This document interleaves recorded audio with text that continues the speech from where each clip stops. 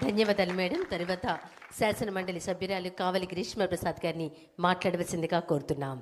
అందరికీ నమస్కారం అండి. వేదిక మీద ఉన్న పెద్దలకి, వేదిక ముందున్న పెద్దలకి, కళాకారులకి, చిన్నారులకి, ప్రతి ఒక్కరికి పేరు పేరున అందరికీ నమస్కారాలు. చాలా సంతోషంగా ఉంది. అంధకారంలో నుంచి మళ్ళీ అమ్మవారి వెలుగులోకి వచ్చినట్టు ఉంది విజయవాడ. అసలు నిజంగా ఎంత వైభవంగా ఉందండి. అసలు కన్నుల పండుగగా ఉంది. మేము అసెంబ్లీ సెషన్ అయిపోయిన తర్వాత కరకట్ట మీద నుంచి వస్తూ ఉంటే నది కనిపిస్తుంది, నది మీద అమ్మవారు కనిపిస్తున్నారు, లైట్లు, అసలు అంగరంగ వైభవంగా అసలుకి ఎంత అందంగా ఉందో విజయవాడ చెప్పలేకపోతున్నాం. ఈ గత 5 సంవత్సరాలు మీరు చూసిందే. అసలు నిజంగా ఏదో అంధకాసురుడు అలమటించి అలా ఉన్నది ఒక్కసారి లైట్నెస్ వచ్చినట్టు అయిపోయింది. ఈరోజు విజయవాడని ఇలా చేసినందుకు ఎందుకు అయ్యింది అని అంటే అది మీ అందరి సహకారాలు, ప్రజల సహకారాలతోటి.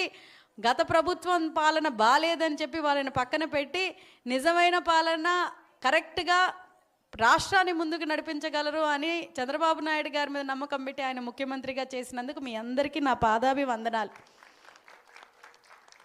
అయితే చెల్లెలు తేజు మేమిద్దరం చాలా ప్రోగ్రామ్స్ చేసేవాళ్ళం. అంటే యుద్ధం చేసినట్టు చేసాం. ఆడపిల్లలమైనా కూడా మాలోని ఒక 2 శక్తుల్లాగా, 2 దుర్గల్లాగా అన్ని రకాలుగా లాస్ట్ గవర్నమెంట్లో ఫైట్ చేసాం.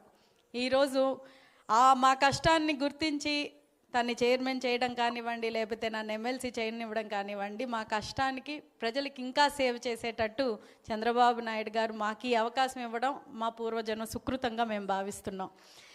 అయితే ఇలాంటి ఈవెంట్స్ కానీ, ఇలాంటి ఎప్పుడైతే ఈ విజయవాడ ఉత్సవం ఏదైతే జరుగుతుందో, జరిగినప్పుడు పర్ఫామ్ చేసే ఎవరైతే కళాకారులు ఉన్నారో ఈ నిమిషానికి ఇది మరుగు అవ్వకుండా, మర్చిపోకుండా తేజస్వికి ఒకటే రిక్వెస్ట్ ఏంటంటే, మన పేజ్లో అఫీషియల్ పేజ్ ఏదైతే ఉందో, కల్చరల్ది కానివ్వండి, లేకపోతే డిపార్ట్మెంట్ పేజ్ అయితే ఉందో, వీళ్ళు చేసే ప్రతి ఒక్క పర్ఫార్మర్ కింద డీటెయిల్స్ ఇచ్చి ఫోన్ నంబర్స్ కానీ ఇస్తే ఒక్కొక్కరు మనల్ని అప్రోచ్ అవ్వడం చాలా కష్టం. వాళ్ళని డైరెక్ట్గా అప్రోచ్ అయితే వాళ్ళకి ఇంకా బెటర్గా అవుతుంది.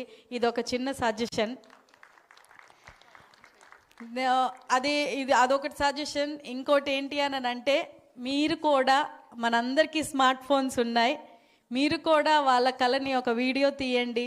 మీ social media, Instagram, Facebook, Twitter, ఏదైనా వాట్సాప్ అన్నిట్లోని షేర్ చేసి వాళ్ళ నంబర్స్ ఒకవేళ తెలుసుకున్నా, లేకపోతే వాళ్ళని రీచ్ అవ్వండి అనుకొని వాళ్ళని ట్యాగ్ చేసిన, ఇదంతా వాళ్ళకి చాలా ఉపయోగపడుతుంది.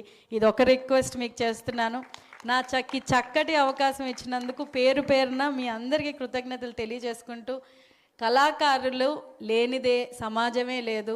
కళలలోని కళల ప్రపంచాన్ని మనకి చూపిస్తూ మన కలతలనన్నీ పక్కన పెట్టే కళాకారులకి మరొకసారి పాదాభివందనం చేస్తూ సెలవు తీసుకుంటున్నాను. Thank you very much. చాలా చక్కగా మాట్లాడారు మేడం. మన కలతల్ని దూరం చేసేవారే కళాకారులు. ఎంతో అద్భుతంగా చెప్పారు. రాష్ట్ర నాటక అకాడమీ చైర్మన్ గుమ్మడి గోపాలకృష్ణ గారిని మాట్లాడవలసిందిగా కోరుతున్నాం.